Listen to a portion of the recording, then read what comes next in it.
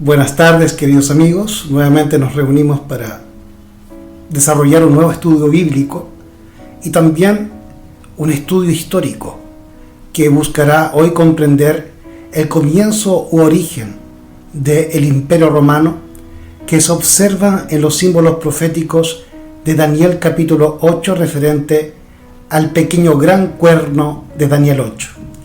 Vamos a revisar las distintas interpretaciones que se han suscitado a lo largo de la historia cristiana a través de distintos teólogos, tanto católicos como protestantes.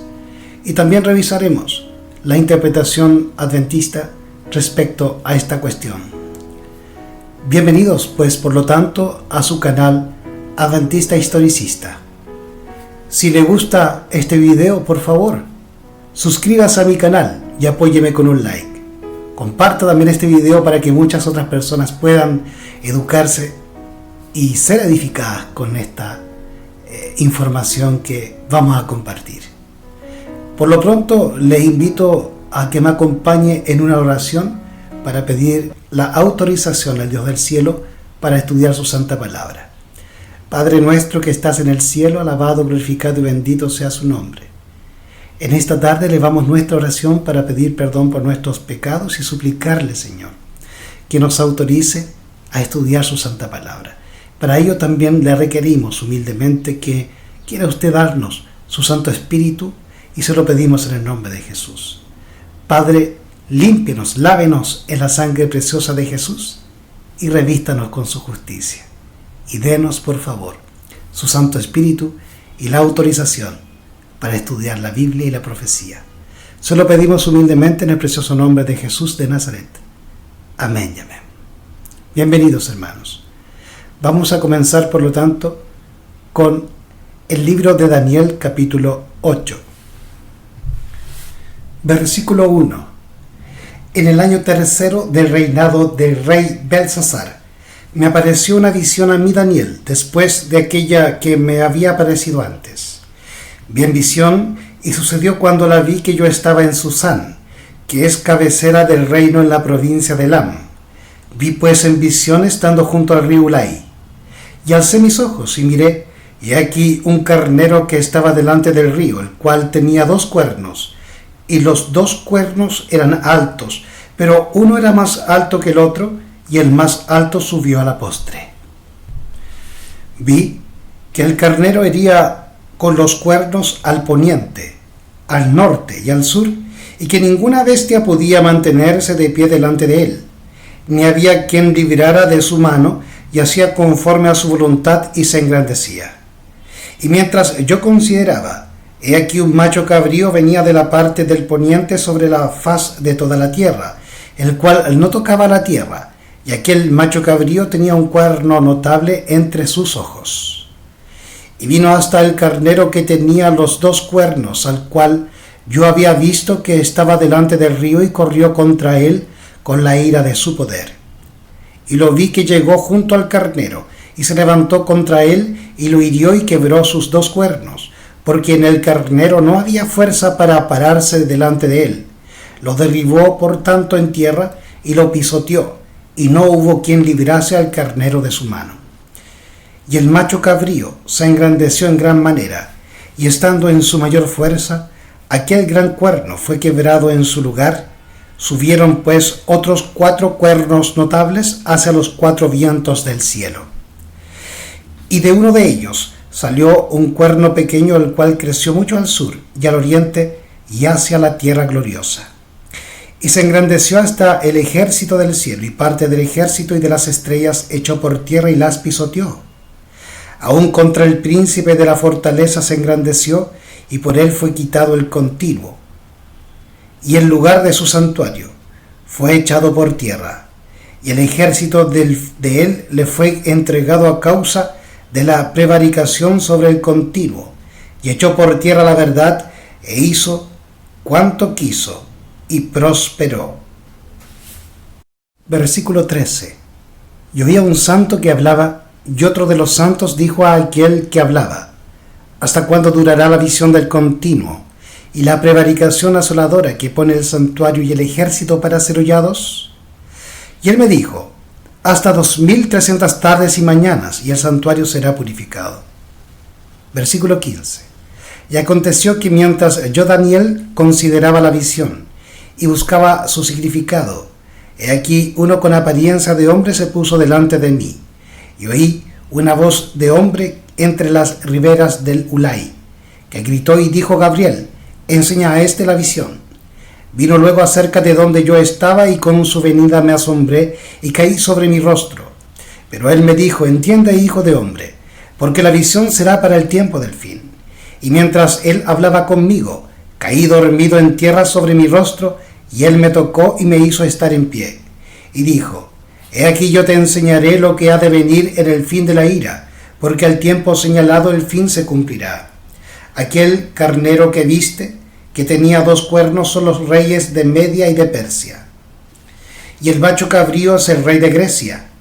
Y el cuerno grande que tenía entre sus ojos es el rey primero.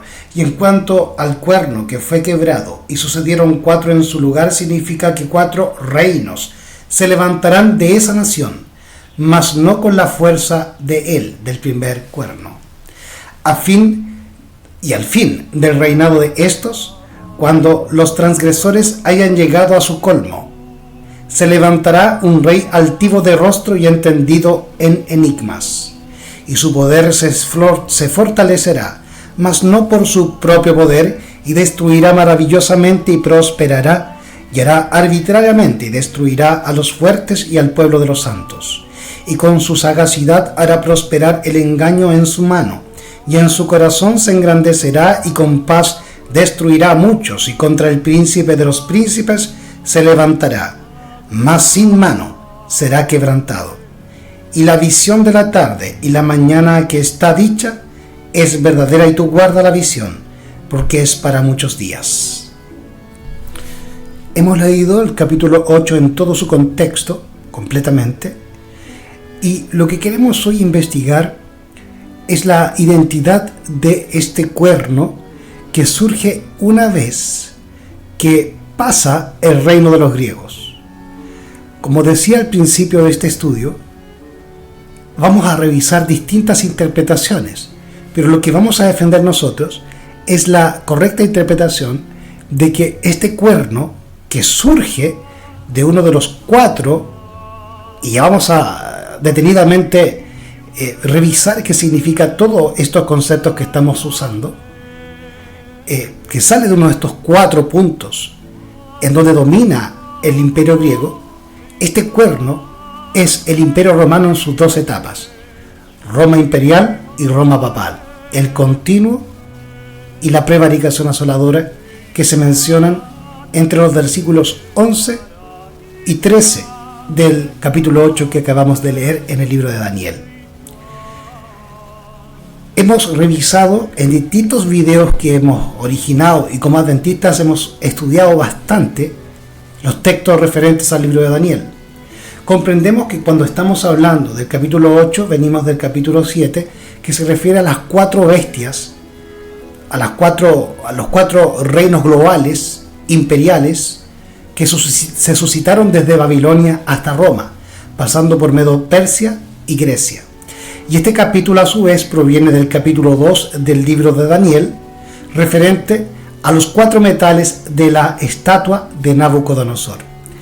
Ahora bien, la visión nos deja en el 3er año del reinado de Belsasar, virrey de Babilonia y nieto de Nabucodonosor. Daniel, que estaba cerca del río Ulai, vio a un carnero frente al río, y este tenía 2 cuernos. Este cuerno, o este animal con 2 cuernos, simboliza a Medo y Persia, o al imperio Medo-Persa, como lo hemos visto en estudios anteriores del capítulo 8 de Daniel, del capítulo 7 y del capítulo 2 de este libro. Tenía 2 cuernos, y aunque los cuernos eran altos, uno era más alto que el otro. Era mucho mayor, más potente el pueblo persa que el pueblo medo. Y el más alto, o sea, los persas, los más altos, crecieron al oeste, crecieron después mucho más, según Daniel 8:3. El animal daba cornadas en 3 direcciones, al oeste, al norte y al sur. Ninguna otra bestia o monarquía global podía resistirle. Ningún otro imperio podía resistirle a este poder global, a los medios y los persas, que crecían hacia el oeste, al norte y al sur. ¿Desde dónde venía este poder? Desde el oriente. Si venía del oriente, solamente le quedaba crecer hacia el oeste, el norte y el sur. Ninguna bestia, ningún imperio que había a su alrededor podía resistirle. Gabriel, el ángel que interpreta la profecía en este capítulo, que fue encargado, ¿verdad?, de explicar la visión a Daniel, le dijo al profeta: en cuanto al carnero que viste, que tenía 2 cuernos, estos son los reyes de Media y de Persia. Según el versículo 20. El cuerno más alto representaba a los persas, que después de haber estado por mucho tiempo subordinados a los medos, adquirieron la supremacía. Los persas conquistaron en el oeste a Babilonia y a Lidia, y al norte a Armenia y a Bactriana, y al sur a Siria y a Egipto. Es por eso que también se considera en el capítulo 7 a el oso trayendo en su hocico 3 costillas de otras bestias. Como lo vimos anteriormente, son los lidios, los egipcios y el imperio babilónico.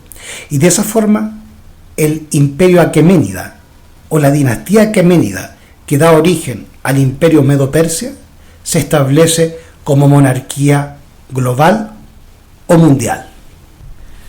Mientras yo consideraba esto, dice Daniel, he aquí un macho cabrío venía del lado del poniente sobre la faz de toda la tierra, sin tocar tierra. Y aquel macho cabrío tenía un cuerno notable entre sus ojos. Versículo 5. El macho cabrío es el rey de Grecia, y el cuerno grande que tenía entre sus ojos es el rey primero, según el versículo 21 del capítulo 8 de Daniel. El primer gran cuerno era el reino de Alejandro Magno y de su familia, la dinastía de los Argiadas. La marcha rápida de Alejandro y la conquista de los reinos que él venció están perfectamente descritas en la Biblia. Después de derribar y pisotear al carnero, el macho cabrío se engrandeció sobremanera, pero estando en su mayor fuerza, aquel gran cuerno, o sea Alejandro, fue quebrado, muere. Y en su lugar salieron otros 4 cuernos notables hacia los 4 vientos del cielo, que están relacionados a las 4 cabezas de la bestia leopardo en el capítulo 7 de Daniel, y también a los 4 cuernos que trae esta bestia, este macho cabrío. Y en cuanto al cuerno que fue quebrado, y sucedieron 4 en su lugar, significa que 4 reinos se levantarán de esa nación, aunque no con la fuerza de él. Versículo 22.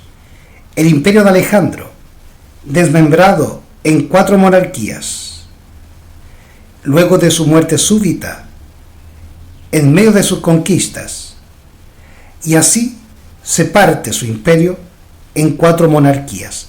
Eso es lo que nos detalla los versículos 8 y 22 de Daniel capítulo 8. Vuelvo a repetir. El versículo 8 nos habla cuando el cuerno es quebrado y cuando le suceden 4 monarquías en su lugar menores a él.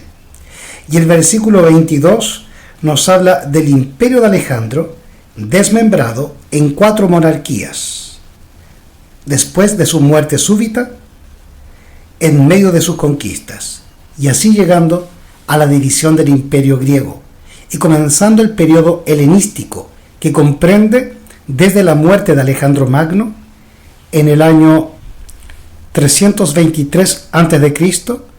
y el suicidio de Cleopatra VII de Egipto, de la dinastía Lágida o Ptolomeica, tras la derrota de ella y Marco Antonio en la batalla de Aquio el 31 a.C., dando inicio así al poder supremo de Roma, como veremos más adelante. Así que esta partición en 4 monarquías sucede en el año 301 a.C. Tras la muerte de Alejandro,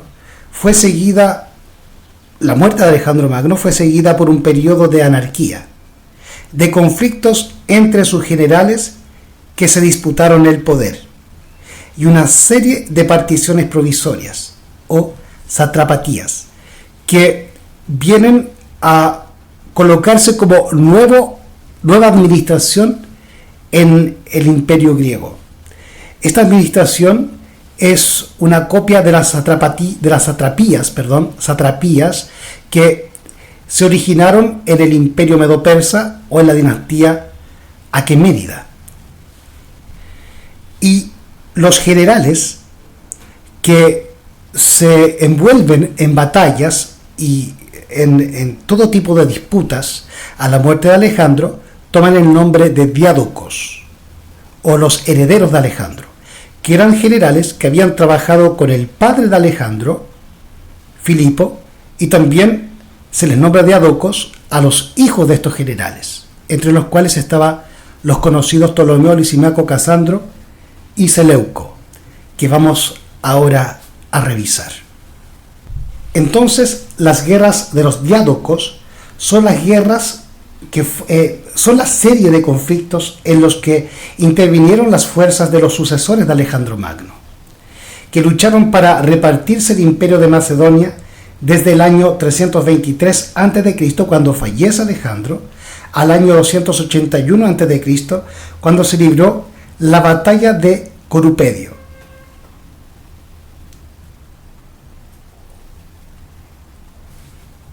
Vamos a revisar cómo quedó repartido el territorio del Imperio griego a la muerte de Alejandro Magno. Esta es la primera repartición que se hace, porque posterior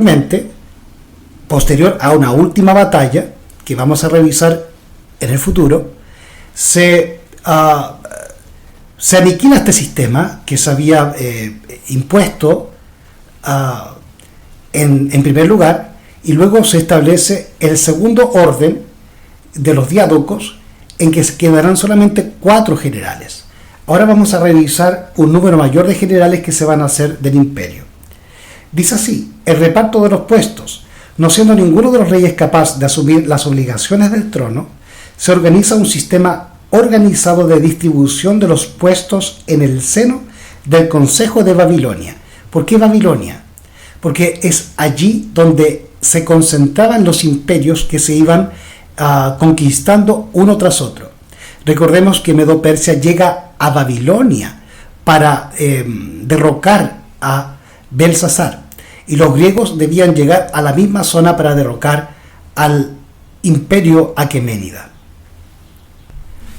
Pérdicas, que era un general amigo de Filipo, padre de Alejandro, es designado quiliarca, y los quiliarcas eran los que estaban al mando de 1000 hombres y designaban una función militar administrativa, primero en el imperio aqueménida o medo-persa y después en el reino de Macedonia y en las monarquías del periodo helenístico o alejandrino, que es el periodo posterior a la muerte de Alejandro hasta la muerte de Cleopatra, como les mencioné anteriormente. Entonces, este puesto de quiliarca del imperio, otorgado a Pérdicas, equivalía a visir en la dinastía Aqueménida o Medo-Persa, y Epimeleta, gobernador del reino. Crátero, otro general, el oficial al que sin duda Alejandro tuvo mayor confianza después de Hefestión, se convierte en próstates o tutor de Filipo III, que era medio hermano de Alejandro Magno, que tenía deficiencia mental, y es por eso que requería de un tutor, y es por esto que se nombra a Crátero como tutor de Filipo III, por su epilepsia y su retraso mental. En ese momento, Crátero no se encuentra en Babilonia, sino en Cilicia, con 50.000 veteranos en camino de vuelta a Europa. Antipatro conserva la regencia de Macedonia y Grecia, aunque antes de la muerte de Alejandro iba a ser paracratero, mientras que su hijo Casandro, que llegó a Babilonia poco antes de la muerte del rey, es colocado a la cabeza del batallón de hipaspistas. Seleuco recibió el título de hiparca, que le otorga el derecho al mando de la caballería de los compañeros, mando prestigioso siendo ejercido antes que él por Hefestión y Pérdicas. La elección de Pérdicas como quiliarca no es de extrañar, ya que llevaba ese cargo con Alejandro, pero sin el título, y al que el rey agonizante confió el anillo real, cuyo sello autentificaba los actos de soberanía. Pérdicas se convierte oficialmente en ese momento en quiliarca por orden de Alejandro Magno, quien a su muerte le hereda su anillo de mando. Pero la tutela de los reyes, que se le escapa, es confiada a Crátero para marcar su nueva autoridad. Pérdicas hace ejecutar rápidamente a Meleagro entre una treintena de insurgentes de la falange. El Consejo de Babilonia se traduce en una gran renovación de la cabeza de las satrapías, que pueden resumirse así. Ptolomeo recibe Egipto, la satrapía más rica y más poblada, la que ambicionaba desde tiempo atrás. Antíoco I, Monoftalmos, es confirmado como jefe de Frigia, donde ya gobernaba desde el año 333 a.C., y además obtiene Licia y Panfilia. Lisimaco recibe Tracia, tomada a Antipater, a donde acude rápidamente para hacer frente a las revueltas que ahí se suscitaron. Leonato recibe Frigia Helespóntica, Peitón recibe Media, Peuquestas recibe Persis, Filotas recibe Cilicia, Arricón recibe Babilonia, Asandro recibe Caria. Atrópates, uno de los pocos gobernantes asiáticos que permanecía en su puesto, conserva Atropatene. Eumenes de Cardia recibe Capadocia y Plafagonia, con la condición de que las conquistase, ya que ninguno de estos dos territorios fueron tomados anteriormente por Alejandro Magno. Esta es la revisión que se hace hasta ese momento, pero ahora vamos a revisar la evolución de este imperio, quedando solamente 4 grandes generales, los ya conocidos Lisimaco, Casandro, Ptolomeo y Seleuco, que están simbolizados por los 4 cuernos del macho cabrío o las 4 cabezas del leopardo en el capítulo 7. Así que vino la partición definitiva del imperio y 4 reinos independientes, además de los países de Oriente, Persia, etc., Macedonia y Grecia, para Casandro. Este reino subsiste hasta el año 146 a.C., cuando es reducido a provincia romana. Siria queda para Seleuco, quien funda la dinastía de los Seleucidas. Siria llegó a ser provincia romana en el año 64 a.C. Tracia para Lisimaco. Más tarde fue reunida con el reino de Siria y luego con el de Macedonia, logrando la independencia bajo la protección de Roma. Solo llegará a ser provincia romana en el año 64 después de Cristo. Egipto pasa para la familia Ptolomea y el general Ptolomeo, hijo de Lago, quien funda la dinastía de los Lágidas. Su reino llega a ser uno de los principales centros de la civilización helenística. Los Lágidas rigieron hasta el año 30 a.C., con la muerte de Cleopatra, y Egipto se convierte entonces en provincia romana. Y uno de ellos salió un cuerno pequeño, que creció mucho al sur y al oriente, y hacia la tierra gloriosa, y se engrandeció hasta el ejército del cielo y parte del ejército, y de las estrellas echó por tierra y las pisoteó. Aún se engrandeció contra el príncipe de los ejércitos, y por él fue quitado el continuo.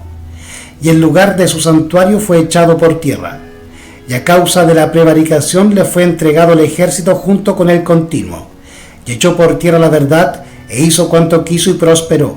Versículos 9 al 12. Y al fin del reinado de estos, cuando los transgresores lleguen al colmo, se levantará un rey altivo de rostro y entendido en enigmas, y su poder se fortalecerá, mas no con fuerza propia, y causará grandes ruinas, y prosperará, y hará arbitrariamente y destruirá a los fuertes y al pueblo de los santos. Con su sagacidad hará prosperar el engaño en su mano, y en su corazón se engrandecerá y sin aviso destruirá a muchos, y se levantará contra el príncipe de los príncipes, pero será quebrantado, aunque no por mano humana. Daniel capítulo 8 versículos 23 al 25. ¿Cuál es este nuevo poder?, nos preguntamos. El acuerdo perfecto existe entre todos los intérpretes y teólogos de los primeros símbolos de esta visión, y esa comunión intelectual cesa a partir del versículo 9. Hasta el versículo 9 todos los teólogos coinciden en la interpretación, pero al avanzar después del versículo 9 parece dar lugar a una gran diversidad de opiniones. Los autores admiten la identidad del pequeño cuerno del capítulo 8 con el del capítulo 7. Ven en él a Antíoco, Epífanes IV. Los que creen que el cuerno pequeño es Antíoco Epífanes IV del reino seleucida son Reus, Sadoc Can, Luciano Gautier, entre otros.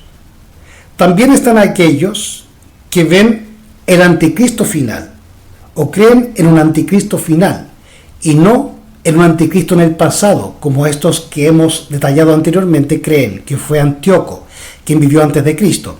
Pero hay otros que creen que es un anticristo final, al final del tiempo. Entre ellos está B.W. Newton, H. Betex y Gers, entre otros. Y hay otros que creen que es el papado, entre los cuales encontramos a Crinsos, Brisset, entre otros. Vamos a examinar, por lo tanto, estas tres hipótesis. Vamos a revisar el primer punto, Antíoco. La identificación del cuerno pequeño de Daniel 8 como Antíoco Epífanes IV remonta a Flavio Josefo. Una edición de la versión siriaca de Daniel incluso ha introducido el nombre de Antíoco Epífanes IV en el texto sagrado bíblico. Han seguido esta interpretación una hueste de comentadores judíos, católicos y protestantes como Eben Ezra, Calmet, Alioli, Crampon, Trochon, Calvino, Keil, Auverlaine, Federico de Rougemont, entre otros. Esta identificación ha sido rechazada por Isaac y Thomas Newton.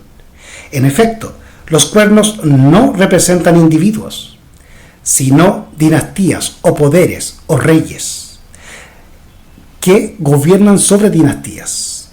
Antíoco IV es uno de los reyes de la dinastía de los seleucidas, o sea, es parte de uno de los cuernos o una de las cabezas de Grecia. No es el cuerno, sino que es parte de uno de los cuernos de Grecia o una de las cabezas de Grecia.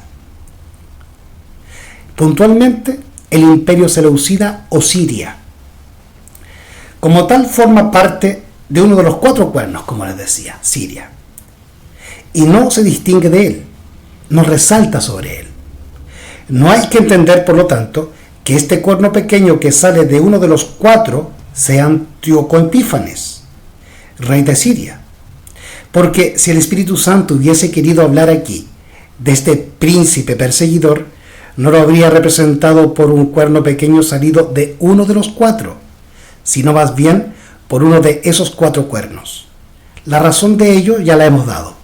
Es que Antíoco Epífanes es parte de uno de los cuatro cuernos de Grecia. Por lo tanto, no es el gran cuerno que estamos tratando de identificar.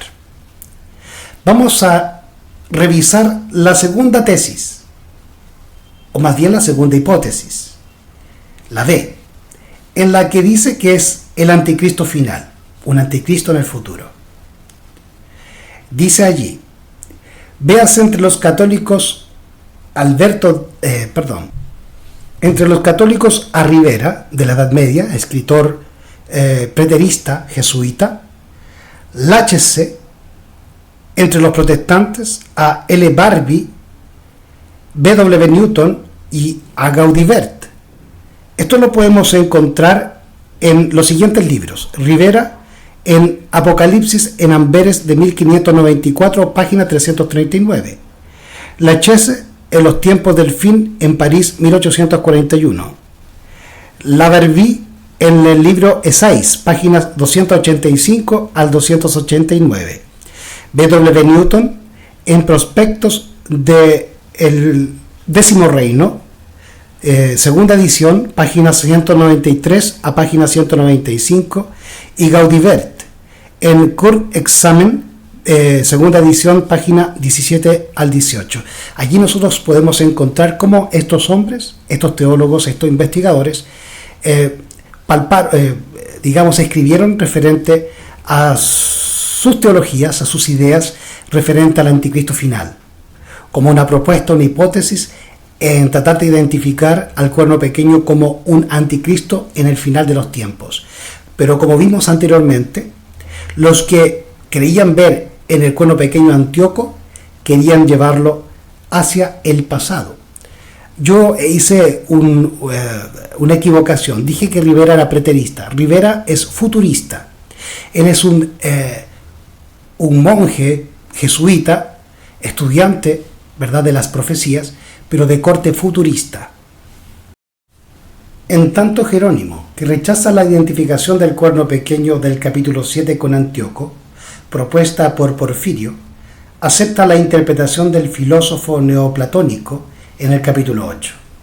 Pero agrega: la mayor parte de nuestros comentadores aplican este pasaje al anticristo. Piensan que lo que ocurrió bajo Antíoco no es más que un tipo de lo que se cumplirá bajo el anticristo. Este punto de vista ha sido adoptado por Seyss y por R. Pache, pero el anticristo bíblico es un poder dinástico y no un individuo, como veremos más adelante. Por otra parte, ¿cómo puede hacerse salir un personaje todavía futuro de uno de los 4 reinos helenísticos que han dejado de existir desde hace tantos años? Vamos a revisar ahora el tercer punto, el punto C, referente a la interpretación o hipótesis que el cuerno de Daniel 8 es el papado. Lutero y Melanchthon han visto en el cuerno pequeño del capítulo 8 de Daniel a Antíoco como tipo o prefiguración del papado. Hay indudablemente notables analogías entre el cuerno pequeño del capítulo 8 y el del capítulo 7. Pero hay una dificultad: la distancia cronológica entre la desaparición de los 4 cuernos del macho cabrío macedonio y la aparición del papado. Además, ¿cómo puede hacerse surgir de la tercera monarquía universal, Grecia, al papado un poder occidental posterior a la caída occidental de la cuarta bestia o imperio romano, el cual, el papado, es simbolizado como el 11º cuerno de la bestia romana del capítulo 7 de Daniel? Quedan pues otras 2 interpretaciones, entre las cuales se dividen los exegetas, que se niegan a identificar entre sí los poderes representados por los pequeños cuernos de los capítulos 7 y 8 del libro de Daniel. Vamos a revisar otro punto de vista u otra hipótesis, la de el maometismo o el Islam. Con algunas variantes de detalle, es la opinión de Digby, Keith, Eliot, Faber, Irving, Frere, Gaussen. Guinness considera a Antíoco como un precursor del cuerno pequeño, siendo el maometismo la realidad plena y propia oculta bajo el símbolo. Gers, reservando un cumplimiento futuro en un anticristo personal, admitía un primer cumplimiento en Mahoma. Esta teoría ha sido refutada por W. Newton, para quien las solas palabras un rey altivo de rostro, véase versículo 23 del capítulo 8 de Daniel, alcanzan para señalarlo como romano. Véase el libro Prospectos del Décimo Reino, segunda edición, página 203. También rechaza esta hipótesis Federico de Rougemont, quien observa: Mahoma es árabe, no macedonio. No se puede ni siquiera pretender que su patria haya sido incorporada al imperio griego o sirio, y este imperio estaba destruido desde hace 7 siglos, cuando apareció el falso profeta. La potencia simbolizada por el cuerno pequeño del capítulo 8 parece ser occidental, porque se extiende hacia el oriente, versículo 9, y debía levantarse al fin de la dominación de los sucesores de Alejandro, según el versículo 23, Lisímaco, Casandro, Ptolomeo y Seleuco. Vamos a revisar finalmente el último punto, la última hipótesis o la última interpretación de este cuerno de Daniel 8. En Daniel 7, puntualmente el cuerno pequeño es Roma papal, es el papado. Y es de ahí donde se suscitan muchas veces la confusión en la interpretación en que el cuerno de Daniel 8 es Roma papal, puntualmente, y esta que vamos a ver ahora, en que el cuerno de Daniel 8 no es idéntico a el cuerno de Daniel 7, porque Daniel 7, como les decía, era solamente Roma papal o el papado, pero en Daniel 8 el cuerno, además de ser Roma papal, es también Roma imperial. O sea, en el Daniel 8 se nos quiere identificar con el cuerno los dos periodos históricos que vivió el Imperio IV o Roma. Roma imperial o Roma de los Césares o Roma pagana, y Roma papal, Roma cristiana, o como lo expresa el símbolo de la profecía en Daniel 2, el barro cocido de alfarero unido al hierro.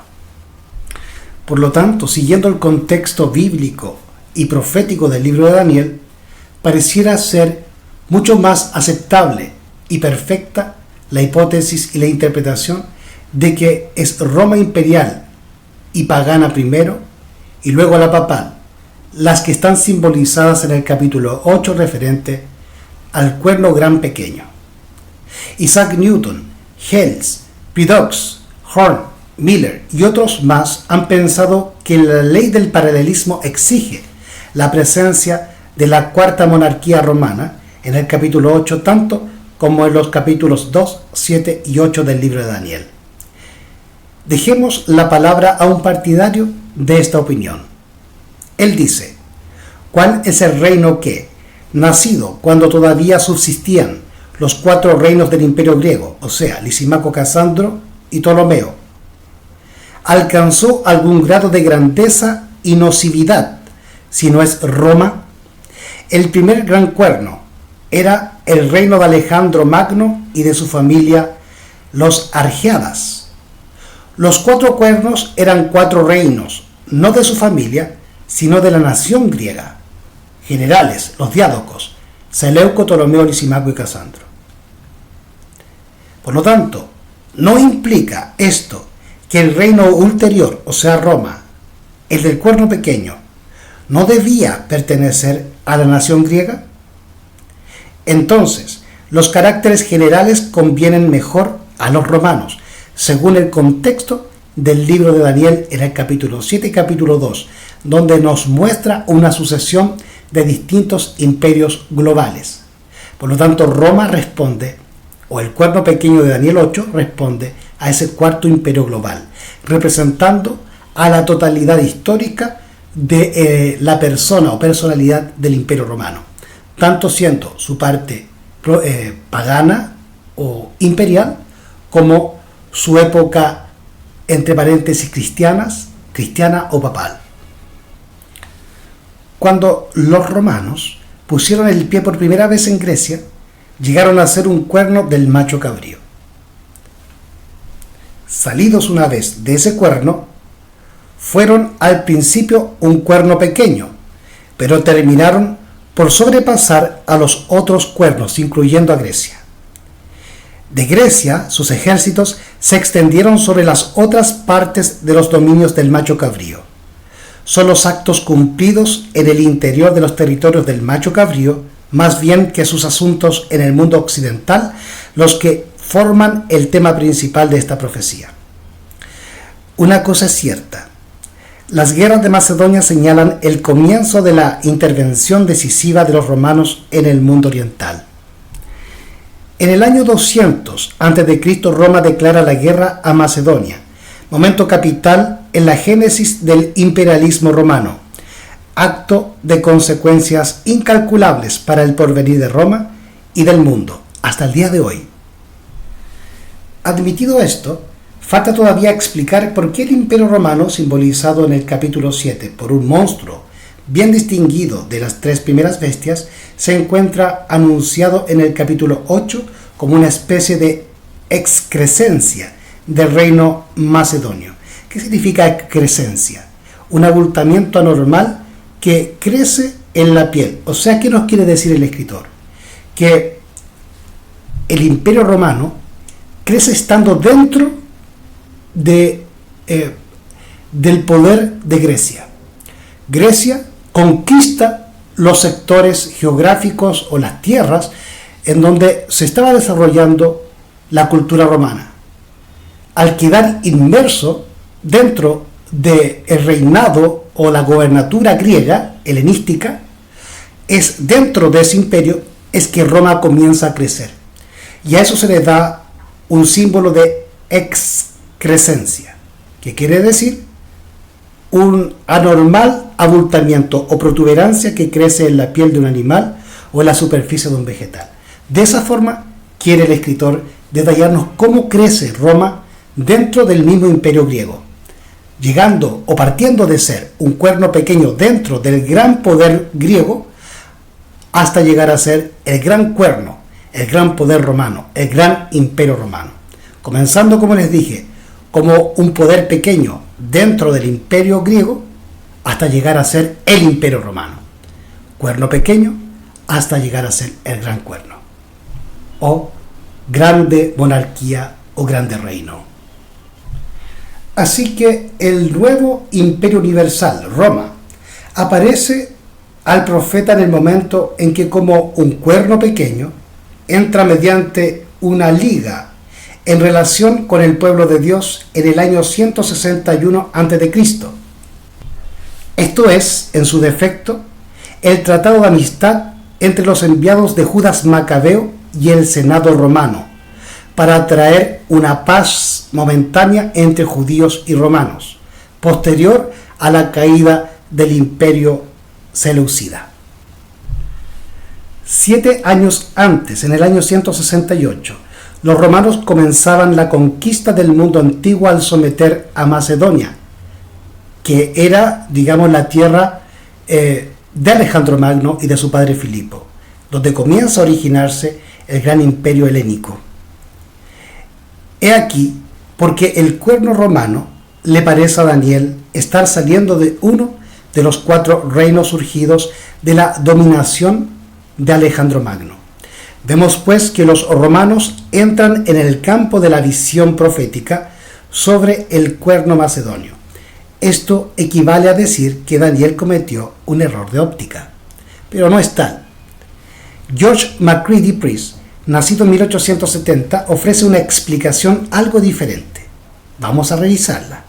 Puesto que el imperio griego siempre es presentado como de alcance universal, se llega incluso a decir que Alejandro habría llorado por no haber tenido más tierra por conquistar. El Estado romano debía necesariamente surgir de alguna parte del reino de Alejandro, pues estaba dentro de los confines del imperio helénico. La misma idea presenta otro comentador. Vamos a ver. Él dice: Roma en ese momento formaba parte en potencia de la sección occidental del imperio de Alejandro. Este cuerno pequeño fue percibido al principio por el profeta como saliendo de la conquista de Macedonia en el año 168 antes de Cristo. Y eso usted lo puede hallar en el libro de John Lewis Schuller, The Great Judgment Day, el gran día del juicio, en La luz del servicio del santuario, de 1923, páginas 14 y 17. Otra propuesta de solución nos dice: no admitimos por un instante, como algunos han sugerido, que Roma haya salido del cuerno macedonio del macho cabrío solamente en el sentido de que haya sido presentada así al profeta bajo el símbolo de un cuerno. Vista así por el profeta surgiendo a la vista de una carrera de conquista tras la batalla de Pydna en el año 168 a.C., pero como dominadora incontestada de una civilización mundial. Étnicamente, los fundadores del Imperio Romano pertenecen a la misma raza de los griegos. Además, desde el punto de vista de la profecía, Roma estaba estrechamente ligada a Grecia por lazos políticos y geográficos. Mediante la conquista de Macedonia en el año 168 a.C., Roma entró en el campo de la profecía global, y dando así origen al periodo histórico de Occidente, o a la cultura greco-romana como conocemos hoy en día, a nuestro mundo, al mundo occidental. Otro escritor dice: los griegos son los fundadores del reino de Roma. Había declarado Jefet ibn Ali en el comentario sobre Daniel, edición Margoliouth, página 13. Lo que es innegable es que Roma haya tomado prestada de Grecia su civilización. Eso es incuestionable. Y eso está trasuntado evidentemente en la historia. Como les refería antes, nosotros pertenecemos a la cultura greco-romana o judeo-cristiana, occidente. Por lo tanto, es innegable que Roma tomó de la cultura griega. Por lo tanto, tenía conocimiento profundo de esa cultura, pues perteneció en su momento a esa cultura. Estuvo bajo el poder de Grecia, pero logró su independencia y llegó a ser el gran imperio romano. Ahora, esa realidad histórica nos autoriza a hacer de Roma un apéndice de Grecia por ningún motivo. El comentario bíblico adventista observa lo siguiente: los comentadores que ven en Roma el cuerno pequeño del versículo 9 son incapaces de explicar satisfactoriamente cómo Roma puede ser considerada como saliendo de una de las divisiones del imperio de Alejandro. Se agrega que si la palabra hebrea el pronombre traducido ellos, que está en masculino en el versículo 9, se refiere a vientos, versículo 8, la dificultad desaparece, puesto que el pasaje solo afirma que un nuevo poder surge de uno de los 4 puntos del horizonte. Porque el sujeto de la última parte del versículo 8 de Daniel, capítulo 8, es los 4 cuernos que se elevan hacia los 4 vientos del cielo, o hacia los 4 puntos cardinales, o hacia los 4 vientos del cielo. E indudablemente, a ese sujeto se refieren las palabras del versículo siguiente: de uno de ellos salió un cuerno pequeño. O sea, de uno de sus 4 puntos cardinales en los cuales se desarrolló el imperio helénico, es que de uno de esos 4 puntos cardinales, o uno de esos 4 vientos, es que iba a salir este cuerno pequeño, este inicio del imperio romano. Revisaremos ahora la interpretación de Milian Laurits Andreasen, o M.L. Andreasen, un gran erudito adventista del siglo pasado. Creemos estar sobre un fundamento sólido al afirmar que el cuerno pequeño de Daniel 8 es Roma primero pagana y después Roma papal. Y esta aseveración de J.L. Andreasen la encontramos en el libro El Santuario y su Servicio, de 1937, página 267. Pero también encontramos la interpretación de Walter Leslie Emerson. Ninguna potencia responde mejor a las exigencias del texto que Roma, la cuarta potencia global. Del libro Las buenas noticias de Dios, en Watford, 1950, página 190. Desde aquellos años, un trabajo presentado en el Seminario Adventista de Colonges por Pedro de Felipe, acerca del cual informamos en la Review Adventist, ha permitido avanzar un paso hacia la solución del problema. Agreguemos que el joven autor ha traducido y ampliado el trabajo en su lengua materna. Comienza descartando las diversas explicaciones dadas hasta el presente. Luego propone modificar la que encuentra en todos los autores adventistas en este sentido. En lugar de ver en este cuerno a Roma bajo el aspecto político sucediendo al imperio de Alejandro después de la conquista de Macedonia, conviene ver en él a Roma bajo el aspecto religioso.